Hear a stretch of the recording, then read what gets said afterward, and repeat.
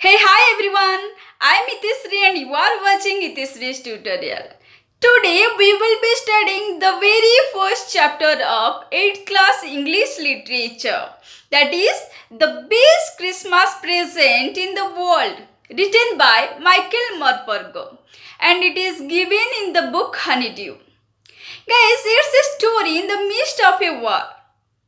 It is said that we study history to remember some important events, some important dates in the past. And the story we will have today is about such an event, such a period of time in the past. It is about a war between British and Germany in 1914. Can anyone guess which war it was? Yes, it is the First World War or World War I, which occurred in between 1914 to 1918.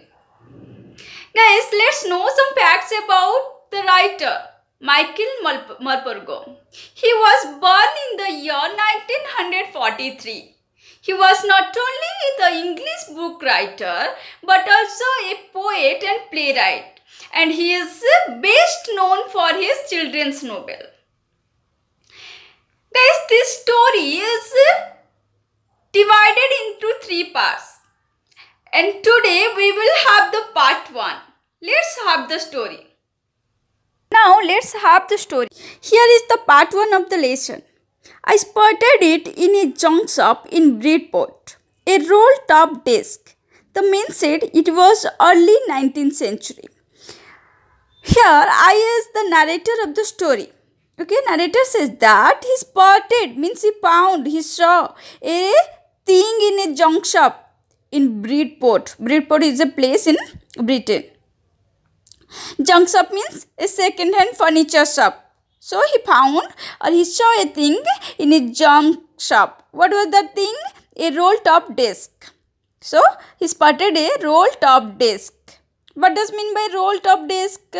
Roll-top desk means a desk whose top can be removable. We can remove the top of the desk. That is roll-top desk. So, here narrator found a roll-top desk in a second-hand furniture shop. Then, he asked the seller about the furniture, about the roll-top desk. And the seller said that it was early 19th. That means it belonged to early 19th century. And it was made up of oak wood. I had wanted one, but they were far expensive. This one was in bad condition. Yes, it was a very old desk. Just think, what would be its condition? Yes, its condition was very bad. Here, the narrator always wanted to buy a roll-top desk. But he could not buy it because they were very expensive, very costly. And the narrator could not afford it. When he saw that second-hand desk, he decided to buy it because the person was selling it in a very low price because the desk was old and was in a very bad condition. Now let's know how was the condition of the table. This one was in a bad condition. The roll top in several pieces. One leg clumsily mended. Scotch marks all down one side. It was going for a very little money. The narrator says the desk was not in a single piece. One of its leg was mended badly. Mended means repaired. Repaired badly means it was repaired not at all in a clean way. Even scotch marks means a slight burn marks were there. Burn marks also was there. But no doubt he was getting it in a very low price. And the narrator wanted to get it. I thought I could restore it. It would be a risk, a challenge, but I had to have it. I paid the man and brought it back to my workshop at the back of my garage. I began work on it on Christmas Eve. Here, Writer was getting it in a very low price, and the narrator wanted to get it so badly that he thought he could restore it, means he could repair it. He paid and brought the disc home and kept it. Where he kept it? He kept it in his workshop, and that workshop is situated backside of his garage, and began working on it. When did he begin work on it? He started repairing it on the day of Christmas. He started repairing it on the day of Christmas. I removed the roll top completely and pulled out the drawers.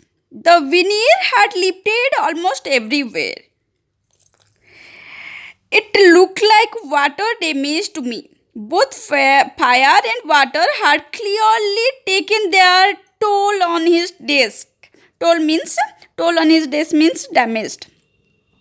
So first he removed the roll top from the desk and pulled out all the drawers.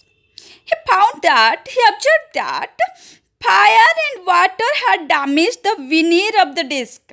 Here veneer means the thin layer of the decorative wood. That means the upper layer of the disc, that is the ply layer. He removed all the parts, but the last drawer was stuck first. I tried all I could to ease it out gently. In the end, I used brute force. I struck it sharply with the side of my fist, and drawer flew open to reveal a shallow space underneath, a secret drawer. There was something in there. I reached in and looked out a small black tin box. So he removed all parts, but the last drawer was stuck first. It was tight. First he tried to pull it out gently, but failed. Then he had to apply some force by the side of his fist.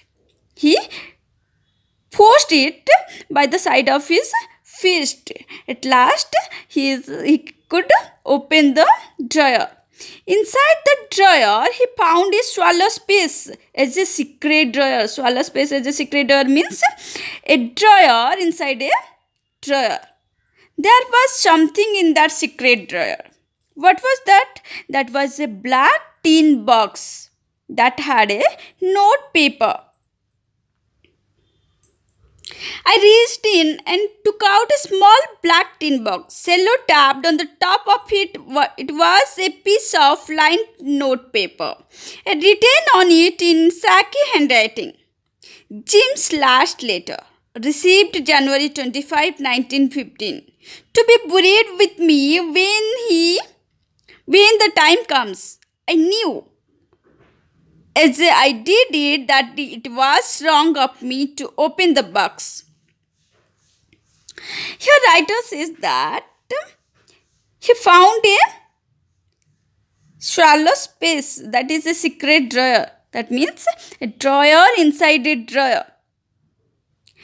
And there he found another thing. There was something in that secret drawer. What was that?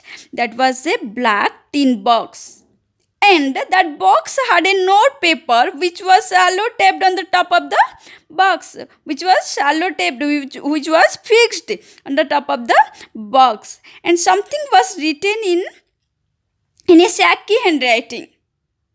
Let's see what is written. It was written that Jim's last letter, received January 25 in 1915, and also it is written that to be buried with me when the time comes. That means the letter should be buried when the person will die. Then writer says, I knew as I did it that it was wrong of me to open the box. But curiosity got the better of my scruples.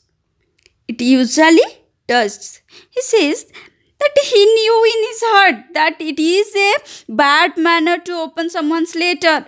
He was feeling bad to open the box also. But his curiosity was bigger than his scrupler. Here scrupler means feelings that make you hesitate to do something that is wrong. Okay, that indicates that he knew he should not open the letter. He should not open the letter of someone else, but he was curious to know what was written in the letter, what is there inside the box. He was curious to know. Finally, he opened the box and found something there.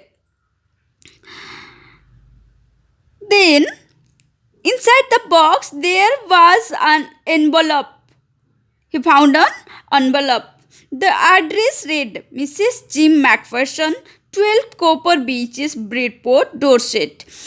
I took out the letter and unfolded it. It was written in pencil and dated at the top December 26, 1914.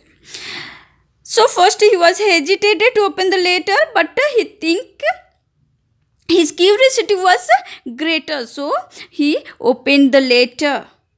And he found an envelope inside the tiny box having an address. What was the address? Mrs. Jim MacPherson. That means the letter was written for Jim MacPherson. Jim MacPherson is the wife of Mr. MacPherson. 12 Cooper Beaches. 12 Cooper Beaches. Bridport, Dorset. It was the address of Mrs. Jim MacPherson. Jim MacPherson was the wife of. Inside the box there was an envelope. The address read Mrs. Jim MacPherson, 12 Cooper Beaches, Bridport, Dorset. I took out the letter and unfolded it. It was written in pencil and dated at the top December 26, 1914.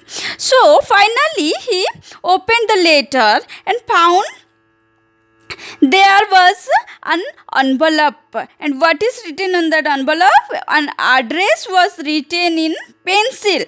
What was the address? Mrs. Jim MacPherson, 12 Copper Beaches, Bridport, Dorset. It was the address written on the top of the envelope. Next part we will have in our next video. Till then, bye bye and take care.